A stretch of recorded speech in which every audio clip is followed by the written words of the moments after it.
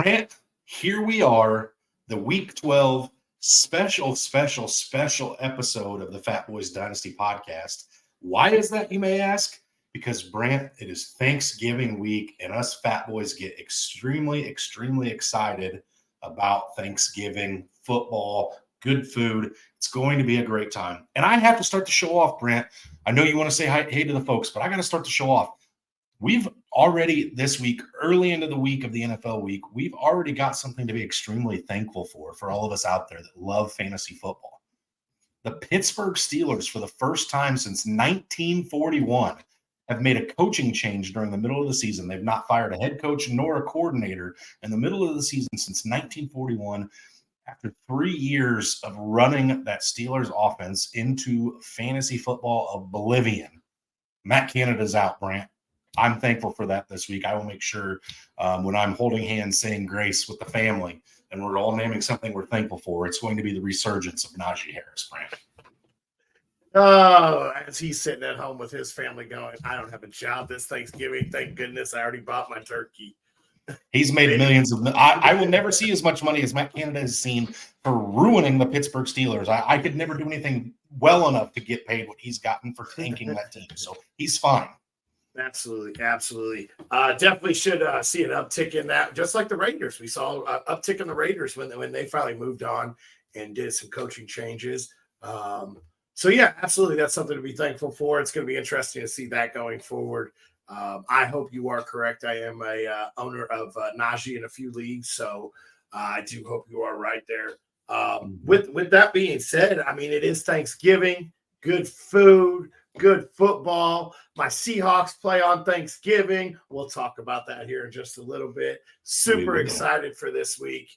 And even though I've been coaching a little bit on the side here, Seattle plays on Thursday, so I get to watch them play all the way through this week. I'm super excited for that. But, guys, it's time to break down, talk about some waiver wires. Today's a special episode. We're going to talk about some playoff schedules, some players to look at on your waivers, maybe try to acquire if your trade deadline still is intact. Maybe you're on that championship run and you're in a dynasty league and you're making that run. So we're going to talk about some players, but let's get our bibs on. Let's eat that Thanksgiving special feast. Sorry, I don't know.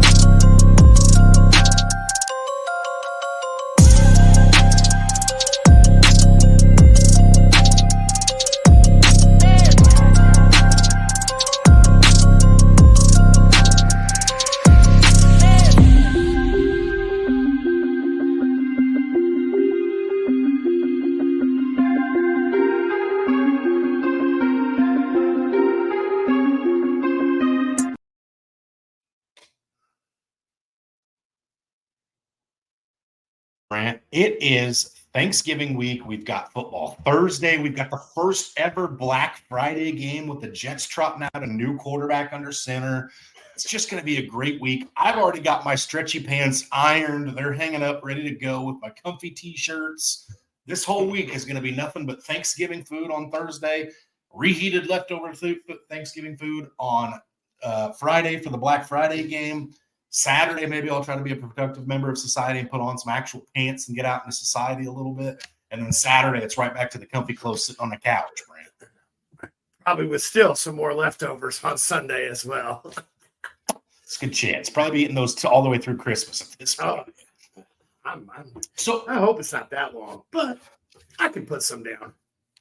So what a good week for the Fatboyz. We had a Fatboy birthday last week with you, Brent. Turning 72 years old. We got Thanksgiving this week. Let's jump right into it. We had an eventful week 11. We saw some injuries. We saw some things, and I know we're going to touch base on some of those waiver claims. Brant, start me off with one of your favorite waiver claims this week. favorite waiver claim, it's going to be two guys. I'm just going to go right off the bat with them, and that's A.J. Dillon and Zach Charbonnet. Yes, I know everybody's telling you, go get these guys, go get these guys. Yeah, they're still owned in roughly 50 to 60% of normal redraft leagues. Yeah, they're owned in 50 to 60% of redraft leagues. But go out, see if these guys are available. Kenneth Walker's not playing on Thursday. And the reason I know they haven't ruled him out, but they activated Kenny McIntosh and said that he's going to be playing. And that tells me right there that Kenneth Walker is probably not playing. So Zach Charbonnet should be number one in my mind. A.J. Dillon should be number two. We saw Aaron Jones get banged up. So absolutely, those are my top two guys on waivers. I do have a few more names, but let's see what you got here. Yeah. So first of all, Brent, I want to say I did actually sit and watch our Seahawks game pretty intently this week. I knew you weren't able to do it, so I had to do it for us this week. And I was actually really surprised and impressed with what I was seeing out of not just the Seahawks offense and Charbonnet, but the whole package as a whole. Pete was going through more gum than usual. I really thought that was, pretty good. He was energized on the sidelines. But no, it was good. Charbonnet looked good. The offensive line, I think, I've only watched a handful of the Seahawks game this year, and most of the time it's on the split screen on Sunday Ticket in the afternoon slate. But I thought the offensive line actually looked better than they had most of the season as well. Defense is starting to come to. I know you don't like how the game ended, but your Seahawks were in that game from start to finish. And I know Walker being gone is going to hurt, but now we get to see what you guys have in second-round rookie Zach Charbonnet. So I like that. Absolutely should be the number one waiver claim if he's out there. Should be picked up. You know who everybody's not telling people to go grab, Brent? Two guys that I've got today to bring to you here. So I'm going to hit you with both of them real quick because I can personally guarantee both of these guys are probably available in almost every league that you're in. The first one is Justin Watson, a man you heard his name called a whole lot on Monday night in that Chiefs versus Eagles contest. Justin Watson is a 27-year-old wide receiver for the Kansas City Chiefs. He's already at a career high in targets this year. Brant, so not a whole lot going on for Justin Watson previously, but he did just finish as the wide receiver 16 on the week this week. He had 11 targets from Patrick Mahomes. Patrick Mahomes was looking for Justin Watson more than he was Travis Kelce, more than he was Rashid Rice, more than he was Sky Moore, more than he was MVS. And Brant, I woke up to a text message this morning from you that said simply this: Marquez Valdez-Scantling is looking for a new job. He's fired, right? He needs to be. But Patrick Mahomes went to Justin Watson a lot last night, and the drops from some of these other wide receivers make me wonder if maybe this isn't a sneaky pickup for the rest of the season. Now, again, this is not a guy I'm going to go out if I have the number one waiver claim and Charbonnet's sitting there, A.J. Dillon's sitting there, and then I scroll way down the list of names and there's Justin Watson. I'm not putting the number one claim in for him. But this may be a guy that it's like, you know what, I've got a couple bye weeks coming up, whatever, this, that, and the other. Maybe that's a guy I pick up and see if he duplicates it again this week. If not, I drop him, no harm, no foul. In deeper leagues, it's really easy to do. Maybe if you've been carrying two defenses all season, two kickers, something like that, you drop him for Justin Watson and see if maybe he can replicate. We've been saying all year, Brant, the Chiefs are looking for that guy opposite of Travis Kelce. I doubt very seriously it's Justin Watson, but 11 targets are pretty intriguing, especially when they're coming from Patrick Mahomes. Yeah, absolutely, and he did. He looked real good. This Chiefs offense, they're gonna have to figure it out. 26 drops, leads the NFL, and what is it? 9? No, 7. I think it was from MVS, and he also leads the NFL by alone. Man, that was an atrocious drop to end the game last night. I love Watson moving forward. I think you hit the nail on the head with the sneaky pickup.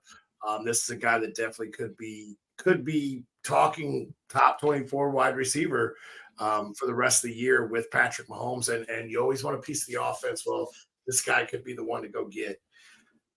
Now, you want to talk about an offense you want a piece of. How about one of the most explosive offenses lately? And that's the Baltimore Ravens. They have been tearing it up lately. And I got to witness it firsthand. It was not an enjoyable witnessing when I went and witnessed it, but this offense has really been tearing it up. And that's Isaiah Likely is the guy out there on waivers. Mark Andrews got hurt last year when Mark Andrews was out, and he played over 50% of the snaps, finished as tight end 2, tight end 9, and tight end 3 in the 3 games that Mark Andrews missed last year. They love their tight end, Isaiah likely is an athletic freak out there. If you're in need of a tight end and you have that number one claim, you may want to highly consider this, because this guy could be a league winner in that offense and everything else. So I really do like Isaiah Likely as a top 3 to 4 pickup this week. Okay. I'm coming at you with another name, Brant, that's kind of a blast from the past. And this is a guy you were pretty excited about last season, who kind of tailed off into the sunset, if you will. Really haven't heard about him a whole lot. But he did come in. No. This player actually played 75% of snaps this weekend, did not take his shoulder pads off in the middle of the game and walk off the field. This player is a guy that last year we kind of thought he was busting onto the scene, and then he slowly faded into the shrubs and was no longer to be seen. This is Greg Dortch of the Arizona Cardinals, Brant, and I appear to be on a little bit of an Arizona Cardinals bandwagon here of late. I really hyped up Hollywood Brown a couple weeks ago as a guy you should trade for. Rondale Moore was my waiver claim of the week last week. Did catch a touchdown this week, not a whole lot else.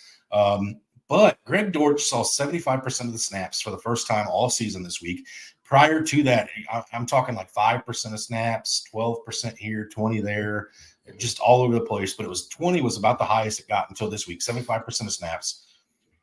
He finished as wide receiver 23 this week, Brant, with no touchdowns, eight targets, 6 receptions. So, this is a guy that didn't find the end zone and still finished as a solid wide receiver 2 this week. Again, I'm not necessarily saying Greg Dortch is somebody you should rush out to go pick up. But if there's an injury on your team where you have to drop somebody, where again, you are carrying those extra defenses, guys like Greg Dortch in the Arizona Cardinals offense, where we're still trying to figure out what it's going to look like with Kyler Murray, which, by the way, it's a lot more explosive with Kyler Murray than it was with Joshua Dobbs. But we're still trying to figure out who Kyler Murray's guy is going to be. Greg Dortch is another guy that you could take a dart throw at. And if it hits, you're going to be really happy for the rest of the season. Absolutely. Absolutely. I'm going to hit a little more on the Arizona Cardinals here in just a little bit when we start talking about some playoff schedules. Another guy, you want to talk about a blast from the past? How about a guy that's finished as a top 32 wide receiver over the last 3 weeks, and that's OBJ. I witnessed him burst back onto the scene there against Seattle 3 weeks ago, and he has been slowly and steady part of that offense. And OBJ is one of the best blasts from the past. We talked about him, years ago as a top 10 wide receiver, and now he's starting to get back to fully healthy. And I really think that OBJ could really help flex your flex spot moving forward if he's out there on waivers. Yeah, Brant, and OBJ's not necessarily been somebody that you were in love with coming into this season. I tried to sell you on him a couple weeks ago, and I wasn't really sold on him myself, but I tried to sell you on him. But yeah, OBJ's looked really good. That Baltimore passing game, we have to give a little more credit than we, I guess, initially thought we were going to have to do there, because they do look a little bit better than what we thought they were going to, Brant. And, like I said, I'm not sure any of us saw that coming, but here we are talking about Lamar Jackson as a passing quarterback, which I know is not easy. It's not an easy thing for you and I to do. But nonetheless, here we are talking about them anyway.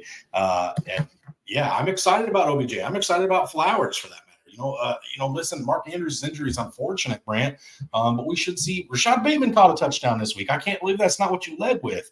But yeah, we should see a resurgence from this Baltimore passing game like we've never seen under Lamar Jackson moving forward, because it's not just all going to be going to Mark Andrews over the middle. We're going to see guys like Zay Flowers coming out of the slot, running down the middle of the field. We'll see some in routes for guys like Bateman and OBJ.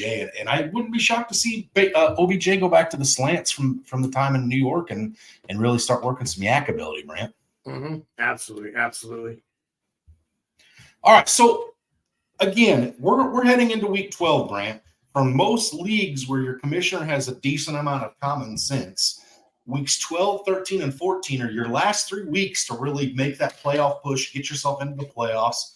And then once you're in the playoffs, it's win or you're done, right, Brant? So we got to make sure once we get to the playoffs, if we've already secured it or we're right on the cusp, that we have players that are going to take us home to the promised land, if you will. So we're going to talk about some schedules that we find to be favorable and some guys that maybe we want to fade with the playoff schedule. So, Brant, if you want to start us off with your quarterbacks that have favorable schedules that you like.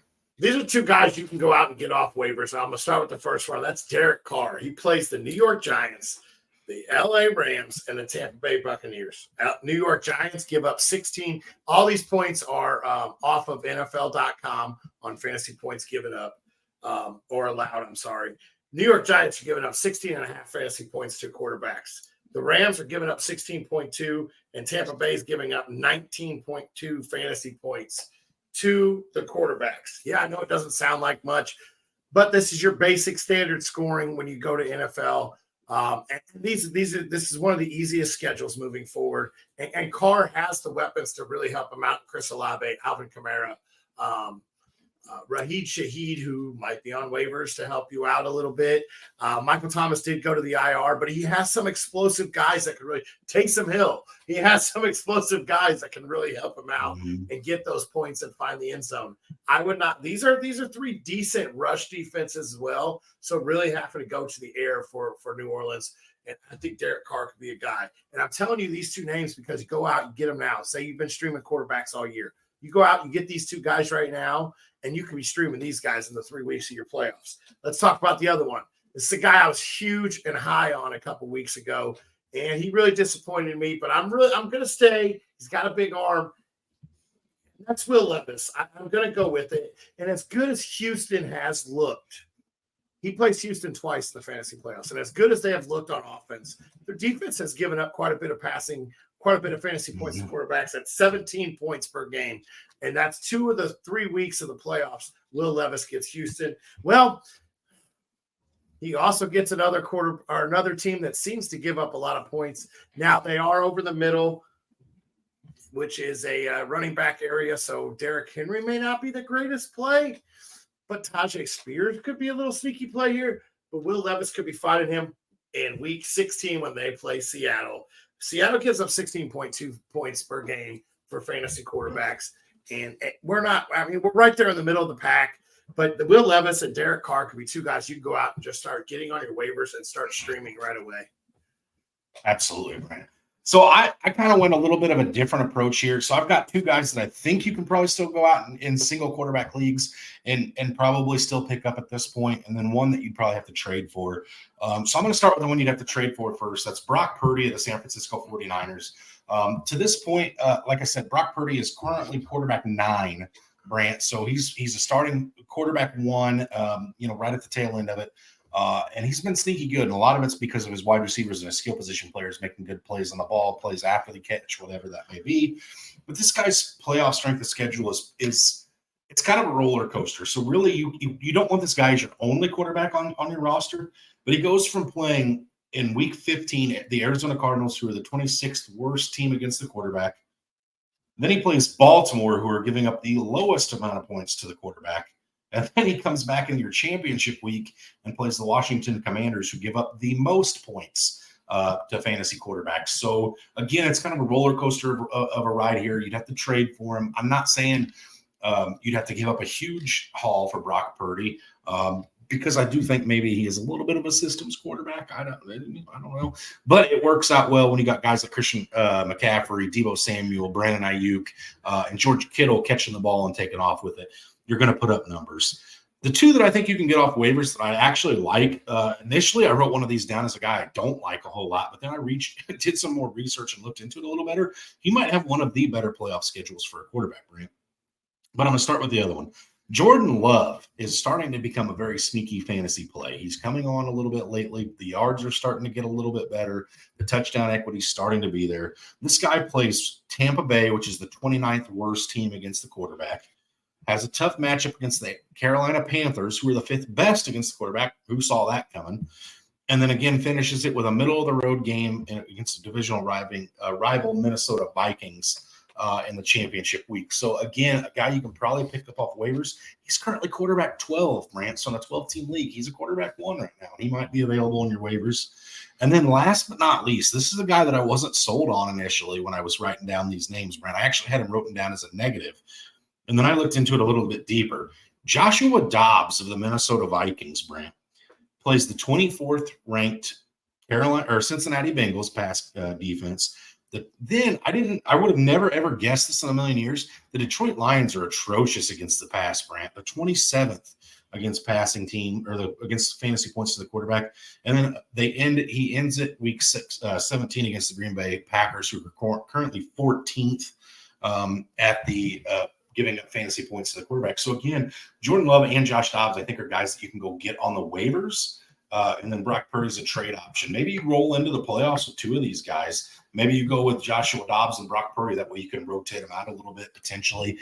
Because, again, Brent, without a quarterback putting up that 20-plus point spot, you're really playing an uphill battle.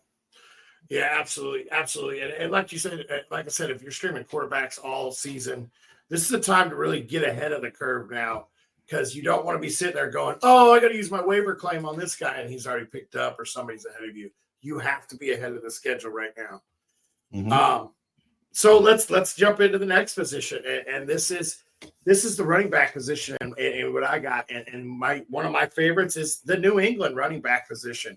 That could go for either one. Either one could be easily acquired because it's not a fully given backfield, and their strength and their schedule is they get the Kansas City Chiefs, who have been known to give up quite a bit to the run. They're middle of the road. They're 18 points per game given up to the running backs. Like I said, just there in the middle of the road. Then they go and they get Denver, who has given up 31 points total per game to the running backs. That is the most. They are the worst against the run for fantasy running backs. So, your running backs, it's the best schedule there. I know I said it backwards there. But so then they get them, and then they go and they play Buffalo, who has not been very good against the run. They're giving up an average of 23 points per game to running backs. So go out, get either one of these guys. These guys could really help you out too. And they're probably easily acquired, just like this other set that I'm going to go with. That's Najee Harris and Jaylen Warren. Go out and get one of them. They get Indy. Indy's giving up 25 points per game. Then they get Cincy, who's giving up 21. And I believe I've already said it. Seattle loves to let the middle of the field wide open and running backs catch it. Pittsburgh gets them in the championship, and Seattle gives up 24 points to running backs per game on season average. Great schedule for all four of these running backs. Could be easily acquired. I think that these guys could be your running back too. And you know what? If they take over a backfield right now in the next couple of weeks, these guys could really be your top running back for your playoff push. Absolutely. And like you said, Brant, I think a big part of it's going to be the volume. And those guys both Jaylen Warren and Najee Harris both get volume every week. Neither one of them ever go empty-handed. Neither one of them sit out on passing downs. Those guys both add value total. And if either one of them happens to get hurt after you get them, or, we'll see what happens with Matt Canada moving forward. But if either one of them takes a lead role, they're a league winner. Brant. Absolutely. Okay. I'm going to go with two running backs that are in the same division as Najee Harris and Jaylen Warren, Brant. And they're both guys that, again, the price tag's probably going to be a little bit middle of the road for both of these teams, or both of these running backs, because they both just lost their starting quarterback within the last 10 days, Brant. Jerome Ford is the first one I want to talk about, who, for all intents and purposes, is the new Nick Chubb in Cleveland, at least this year. He's got the Chicago Bears, who are the 25th worst team against the run, the Houston Texans, 16th worst team against the run, and the New York Jets, which that doesn't sound good in championship week, but they're the 24th worst team against the run in fantasy. So again, a very, very consistently good schedule for a guy who's going to get the rock a decent amount, Brant. All right. The other one here, I saw you giving me that look. And yes, this is one of your running backs in Dynasty that you're probably not the most high on him right now. His schedule is really not that great, but let me tell you about this for a minute, Brant. Joe Mixon of the Cincinnati Bengals, who now has Jake Browning under center, plays the Minnesota Vikings, currently the 8th best team against the fantasy running back position. The Pittsburgh Steelers, currently the 20th best team against the running back position. And then the Kansas City Chiefs, the 12th best team in championship week against the running game. Now, here's the thing, though, Brant. Okay. No Joe Burrow. Okay. Probably not going to have a whole lot to play for these Cincinnati Bengals late in the season. rest your running back, though. He's not sitting for next year to be healthy. These guys only have so many ticks on the clock, if you will. Okay. Pittsburgh Steelers, that's a divisional game. Zach Taylor's not waving no white flags in that contest. He's going to want to go out and beat Mike Tomlin. He's going to want to go out and beat the Pittsburgh Steelers, which isn't that hard. Kenny Pickett's under center. It's no better than Jake Browning. Okay. And I think, Brant, moving forward, Joe Mixon is going to be the focal point of the Cincinnati Bengals offense. And the look you just made when I brought him up as a playoff winner, potentially, is the look you're going to get from a lot of people when you go knocking on their door saying, Mr. So-and-so, what would it take for me to acquire running back Joe Mixon?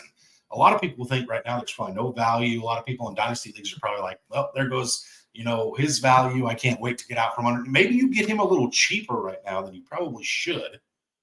And this guy's volume alone that I expect to see in weeks 15, 16, and 17 carries you to a championship, Grant. I hope you're right, because that's a tough schedule to have. Now, let me tell you about a worse schedule, if you're ready for that. Saquon Barkley is a running back I want no part of when it comes to the playoffs. The first reason is Tommy DeVito. That man is not going to be throwing touchdown passes like that very often, Brant. But this guy plays over the stretch, he plays the fourth best run defense in fantasy in the New Orleans Saints. Then he plays the number 1 rated defense against the fantasy running back in the Philadelphia Eagles in week 16. And then just to tie a bow on it, he plays the 9th best run defense in the Los Angeles Rams in the championship week. If you are a Saquon Barkley owner, Brant, it may be time to start panicking just a touch. I'm not sure this man carries you in the playoffs this year. No, that's an absolute atrocious matchup for him. He is one guy that I absolutely hate. And the other guys that I absolutely hate, I'm gonna talk about here. Actually, you know what? We've already talked about it. I'm gonna throw it out. The Seattle running backs. I know I told you go get Zach Charbonnet. They play Philly, you just said, is the toughest defense against the run. Mm-hmm. Then they get Tennessee, who we've all have seen can get torched by the pass, but stuff the run pretty well. They only allow 18 total points. And then they play Pittsburgh. Pittsburgh's front 7 is no slouch. Pittsburgh gets beat by the pass more than they do the run. Seattle has probably, if I had to rank it, probably the 28th, 29th worst schedule for running backs. Those are guys I'm trying to get out from underneath. I'd really like to see what Charbonnet brings to the table. He is the pass catching back, but there could be a bigger issue in Seattle with Kenny McIntosh being activated. You may see this backfield become a 3-headed monster, and against that schedule, I don't know if I want anything to do with it. And unfortunately, in our dynasty league, I'm sitting there holding on to the entire backfield. I think I missed out on Kenny, but that's it. So that's just a bad matchup, but you got to go get the bad in order to get the good with dynasty. So I'm going to hold on to him and let's see what happens. Let's talk about another guy that I love. You talked about him a couple weeks ago. Go out and get him. You still should go out and get him. And that's the Arizona Cardinals, Marquise Brown. Go get any of these wide receivers you can get your hands on. They play San Francisco. I know that sounds horrible. Nah, San Francisco gives up 38 points to the wide receivers total. This is total wide receivers. So they play San Francisco, who can get beat by the pass. Then they play Chicago, who is atrocious against the pass, giving up 34 points. And then, who's the best run defense? Philly? Philadelphia Eagles. Yes, sir. They're also the worst pass defense against fantasy. They give up 46 points total to wide receivers. So, and they really didn't get beat too bad by Kansas City. You could say, oh, that's all lopsided because Patrick Mahomes just beat them or just played them. But really, Patrick Mahomes didn't have the greatest game of his career. So Philly is not good against the pass. And Marquise Brown, the Arizona Cardinals, they have a pretty good schedule. And Kyler Murray's playing for his job right now. Or playing for a bigger payday to get shipped somewhere. Not sure what he's playing for, but he's definitely playing for something. And that is one of the playing Call of Duty right now, I'm sure. Well, right now, yeah, he doesn't have any film or anything to watch, right? But my other set of receivers that I like is the running backs that I hate, and that's Seattle. Talked about their schedule. Philly, Tennessee, Pittsburgh, all three get beat pretty bad about the pass. Seattle's wide receivers are guys that I would like to go after. And the guy that's a sneaky little pick to go after, get cheap, Maybe in some shorter leagues, JSN off of waivers. He is starting to come on strong. We see rookies always come on strong at the end of the year. This could be that rookie that we're talking about in the first, second round next year in dynasty leagues because of his age and because of what could possibly be getting tied with him. I like the Seattle pass catchers for the playoffs.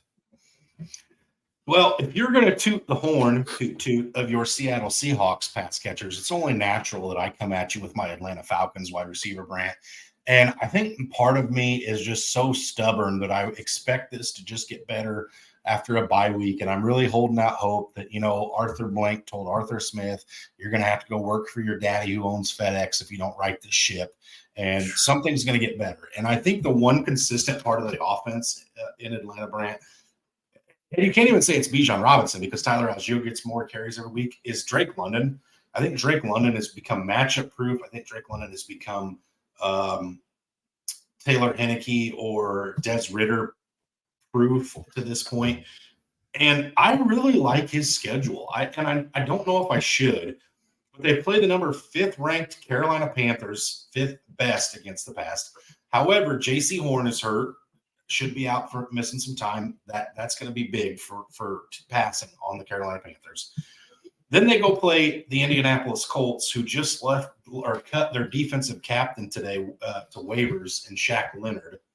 And then they end up in the championship week against the Chicago Bears, who, to my knowledge, the Chicago Bears don't want to stop anybody and haven't to this point, Brant. So I really like Drake London. No, I really like Drake London moving forward, especially as the playoffs enter.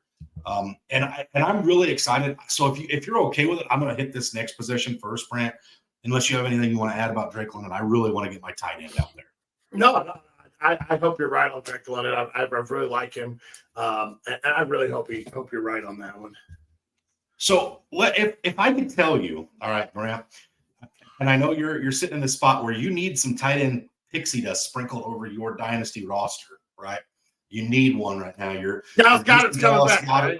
You're missing Dallas Goedert. You really, really, really, really need that tight end. What if I told you I could put together and sprinkle a remaining schedule for the fantasy season where your tight end gets to play the 32nd ranked team against the tight ends, the 20th ranked team against tight ends, the 25th ranked team against tight ends, the 29th ranked team against tight ends, the 31st ranked team against tight ends, and then the championship week, he would play his best defense of the stretch and the 19th ranked team against the tight ends. Would you be pretty interested in said player? I would be. I'm trying to think who plays Arizona this week. You'd probably, it's not Arizona, sir. You'd probably really, really be interested in probably going out and acquiring this player, I would imagine. What if I even told you that to make things better, he's going to be catching passes from a very unproven quarterback who we know, Brant. Who do they like to target? Who do they like to get the ball to? Tight ends. This is David Njoku of the Cleveland Browns, who you currently own in Dynasty, Brant. This guy is going to be a league winner at the tight end position. This is the juiciest schedule. There is not one bad matchup for David Njoku the rest of the season. He's got DTR, Dorian Thompson-Robinson throwing him the ball. And this man is a proven commodity at the tight end. I know it's been frustrating in the past because he doesn't do it every single week. But Brant, if I don't have a Travis Kelce, if I don't have a George Kittle, or I guess at this point Laporta or Dalton Kincaid, give me the guy who's got the best schedule every week, and it's David Njoku. You don't have to take him out of your lineup. This guy is a guy that I really think is going to help a lot of people win fantasy championships, Brant. And I think that you should go ahead and lay some of your tight end worry to rest. That schedule is too good. Okay. All right. He's so frustrating to own. He looked good this week, though, so we'll see. I hope you're right. So we're talking about things that we love. You have any more players that you love or spots you're ready to get into? I'm done with everything. You take it from here. A quarterback and a wide receiver duo that I hate. And it's so hard to say that I hate these guys because they're so good. That's the Miami Dolphins. Now, not telling you, go bench Tyreek Hill. I'm not telling you that. I'm telling you to be cautious. They play the New York Jets, the Dallas Cowboys, and the Baltimore Ravens in the playoffs. That, so you get what? Sauce? Whoever the secondary is at Dallas, not sure, but they're still only giving up 13.5 points to the quarterback position and only 25 total to the wide receiver. And then you get Baltimore, whose secondary has been amazing. 9 points to the quarterback and 29 to the wide receivers. This is a schedule I don't like. If you think Tyreek's going to be the guy that carry you to a championship, I hope you have some good pieces around him because he's going to need some help. This 30 point weeks, you're not going to see in the playoffs against that defense. The only way you do is if the Jets are completely out of playoff contention. Other than that, and that's only 1 week because Dallas is not going to be out of playoff contention. Baltimore is going to be in the number 1 seed contention at that time. They definitely aren't resting their starters on defense. There's no way you can trust Tyreek, Jalen Waddle, and Tua to lead you to the championship. You have to build some pieces around it. We're giving you the pieces to hopefully help build around them. Yes, Tyreek will still probably hang you 15 points per week.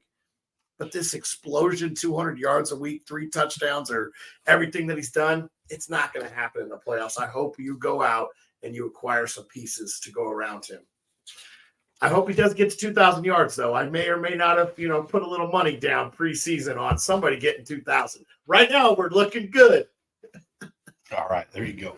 All right, Rank, so that pretty well wraps up our playoff schedules. Let's get into a very exciting schedule, which is that Thanksgiving slate, Brent. So we're going to start the day with the Packers at the Lions. Lions favored by 7.5. Vegas has put a 46.5 point over-under line on this game so far. Who do you like in this contest, Brant? Is there anybody that you're like, yeah, they're not coming out of my lineup at this point? I'm around St. Brown. I mean, he's going to blow up on this defense. The Packers are not very good against the pass. Jared Goff's coming back. St. Brown is going to be one guy that I absolutely obviously he's not coming out of my lineup. I love St. Brown this week. I love Gibbs. I love Monty. I love the Detroit Lions to steamroll the Green Bay Packers to open up Thanksgiving and, give us a pretty little warm-up for the football to come. I expect this game. The Packers could be missing Aaron Jones. They're coming off a good win this week. But the Detroit Lions are red hot, 8-2, going to try to really show why they're clinching that division. I'm thinking the Lions steamroll on Thanksgiving. Yeah, and so, Brant, I think the Lions are one of the best run game teams in football right now with that two-headed monster of David Montgomery and Jahmyr Gibbs. And the Pittsburgh Steelers just put up like 250 yards rushing against them a couple weeks back. And so if Matt Canada can figure out how to run for 250 yards against them, Dan Campbell's going to and Brian Johnson are just going to have this Packers defense on their heels all game. This is going to be an all Lions contest off the jump. I love it for the Detroit Lions side of the ball. Next contest we're moving into, these are just all such good games because they mean so much. You have the Washington Commanders at the Dallas Cowboys. 10.5 point favorites are the Cowboys, and a 48.5 point line by Vegas. Brant, first question I'm going to have. You called it this week. I'm going to let you have your pat on the back. You called the Tony Pollard game this week. Does Tony Pollard score again this week? Is it 2 weeks in a row? Don't think so. I don't. I hope he does. I do. I'm not even a Tony Pollard owner, but I hope he scores. Man. The question is, how many people had him on their bench this week when he did that? Because if they listen to this fat guy Sunday morning, I hope you didn't have him on your bench because I was high on him. I don't think he scores this week. I do like the pass game in Dallas. This game is a great game for you to take that. After lunch Thanksgiving meal nap. This is a great game to do that during because there's not going to be anything impressive with this game. How is Washington going to move the ball? How are you going to run on that defense? Then you got to try to pass on that defense with Sam Howell. I don't know if they move the ball more than 150 total yards. Give me the Dallas to come out on fire. And they're at home too. I absolutely love this week. So I will say this, Brant, and maybe it's because I'm delusional as an owner at this point, but I'm not sitting Brian Robinson. Oh, absolutely not. 10, no. Top 10 back, even against the Dallas Cowboys. I think he still moves. I think he has to be the way this Washington team moves the ball. Otherwise, they're going to be really unsuccessful. But yes, Cowboys in a rout. And then the game that's going to be most near and dear to you this week, Brant, the San Francisco 49ers travel to play the Seattle Seahawks on the Thursday night football game. 49ers are favored by 7 points and a 43.5-point line put out by Vegas, Brant. Charbonnet, is he a must start this week? Or are you a little nervous about the 49ers defense? I am nervous. I am going to start Charbonnet because something in my big belly here, in this gut right here, tells me I think Charbonnet is going to lower the boom on that defense and set the tone. He doesn't juke people out. He runs you over. And I think he's going to run through the middle of that line. I'm not saying he's going to go run through Chase Young and Nick Bosa. I think they might match him. That could be a little runaway train head-on collision. This is the 51st meeting, by the way. I did look up a little history between it. Is the 51st meeting between these two. But I really, really like Charbonnet this week. They're going to ease Kenny McIntosh in. DJ Dallas just hasn't been impressive. I think Zach Charbonnet is a must start. He had 6 catches this past week. I think he replicates that, if not more. You may be talking about a Christmas. If you remember Christmas Day a few years ago, what was it? Alvin Kamara with 5 touchdowns. You may be talking about a huge game out of Zach. 6 touchdowns. You may be talking about a huge game out of Zach Charbonnet. And if you leave him on your bench, you may be regretting this. I'm calling it right now. I think Zach Charbonnet finds the end zone at least twice. I think he sees 10 catches. And I think he goes over 20 fantasy points this week. If there's a running back in this contest that could score 6 games, Brant, or 6 touchdowns, Brant, it's CMC. That's why I only said 2. I don't think he's going to score. I don't think CMC is going to score 2. Listen, okay, if I have to bet my house payment on one running back scoring multiple touchdowns in this contest, it's not going to be Zach Charbonnet against the Niners defense. It's going to be CMC against your Seahawks. I'm just saying, it is what it is. I know. Listen, it's hard to hear. I get it. But man, we haven't seen Charbonnet find the end zone yet this year, and you're calling the breakout for 2. I like it. It's big, and if everybody starts him this week with some confidence, and he does that, people are going to go nuts. They'll be saying, "Who's Kenneth Walker?" So we'll see, Brent. We'll see, Brent. Okay, and then it wouldn't be fair, it wouldn't be right if we didn't at least talk about this for a split second. Friday, the first ever Black Friday contest, we're going to have the Miami Dolphins at the New York Jets. 9.5-point favorites are the Dolphins. 41-point spread by Vegas, so kind of a low spread. We do get Tim Boyle under center for the New York Jets, Brent, instead of Zach Wilson. Not necessarily the guy I thought we were going to see under center. I was thinking maybe it'd be Trevor Siemian. Does Tim Boyle make you at all more excited about this Jets offense, or is this just a moot point at this point? I like Hall. That's about all I like right now. Wilson did not look good this past week. You don't know what you're going to get out of him. I don't know if you could take him out. He probably can take him out because I'm pretty sure he's going to find Ramsey in a matchup this week for quite a bit of the matchups. I like Hall, and that's about the only thing I like on the Jets side. I'm curious to see what Miami can draw up against that pass defense there in the Jets. I am curious to see. I will be watching because I am very, very curious to see what they can do. And if I'm not mistaken, they play them in the playoffs. Yep, that first week. So you could be getting a little teaser. And if they find a way to beat it, you could be getting a little teaser on what is coming forward in that game and in your playoffs. Absolutely, Brant. So again, a big week for us. There's a strong chance that the Fatboyz may be live both Thursday morning as well as Sunday morning to help you get ready for this week. Because there's 4 games between Thursday and Saturday or Sunday morning this week. We don't want to leave you guys high and dry, so we'll be putting something out about that tomorrow, hopefully, one way or the other. So stay tuned for that, guys. And, I think that's about it for us this week, Brant. Absolutely. It's a big, big week for big boys. And as always, stay hungry. And get fatter, my friends.